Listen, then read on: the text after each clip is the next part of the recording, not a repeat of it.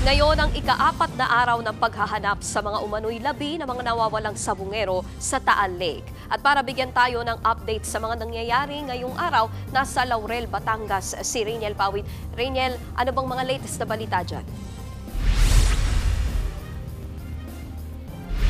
Ngayon nga yung opisyal na ika-4 na araw ng search and retrieval operations ng diving team nitong Philippine Coast Guard dito sa Ground Zero nitong Taal Lake, yung itinuturo ng whistleblower na si Julie Dondon Patidongan na pinagtapunan umano ng mga butunga o kalansay nitong mga nawawalang sabungero. Alas 7 ng umaga ay lumarga na o tumungo papunta doon sa Ground Zero yung technical diving team. At nitong mga nakalipas nga na weekend ay nung Sabado ay 2 sako na naman yung nakita. Nikki, balikan lang natin yung proseso ng retrieval nga na ginagawa ng PCG dahil una, pinabulaanan nga nila na mayroong tanim ebidensya dito sa Maylawa ng Taal. Yung proseso, Nikki, ay una ay magkakaroon sila ng kapa scheme o kapa system na tinatawag nila.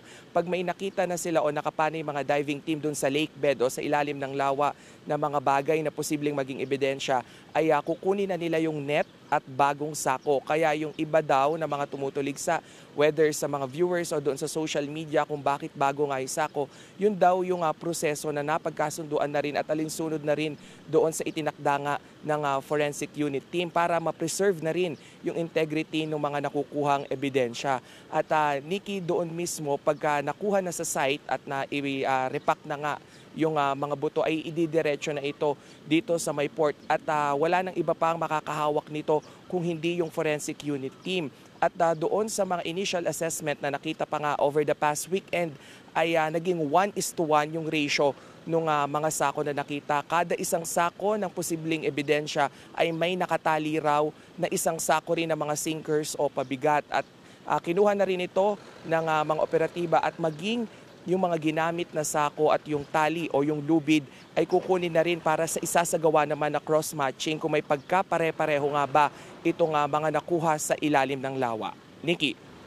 Rainiel, since nabanggit mo na rin yung proseso ng pagkalap nga ng mga labi, kamusta naman, may update naman ba sa forensics kung totoo ngang labi ito ng mga tao at kung meron ng DNA matching na magaganap soon?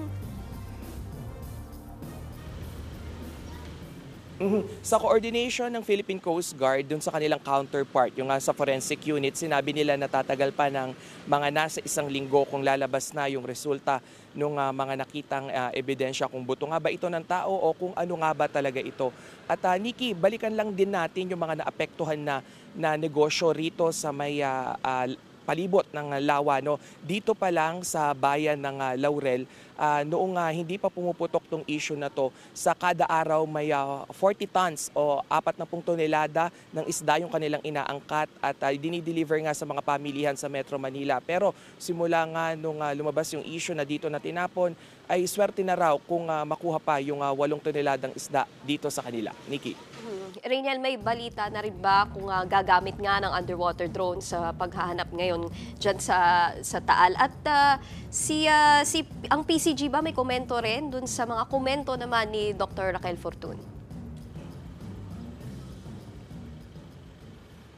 Nikki, unahin natin yung mga gagamitin na underwater drones. Dumating na ito sa Metro Manila kanina, no? Exactly 9:22 ng umaga at dadalhin na nga rito. Doon naman sa komento ni Dr. Fortun para sa isinagawa ng proper handling daw umano nito nga mga nakukuhang ebidensya. Sinabi naman ng Philippine Coast Guard na open sila sa mga ganitong komento dahil sa mga ganitong pagkakataon ay mas kailangan din daw nila yung tulong nga ng ilan pang mga eksperto. Nikki.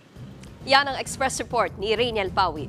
Mga kapatid, Nikki de Guzman po. Para sa pasada ng mga rumaratsyadang balita, mag-follow at mag-subscribe na sa social media pages ng News 5.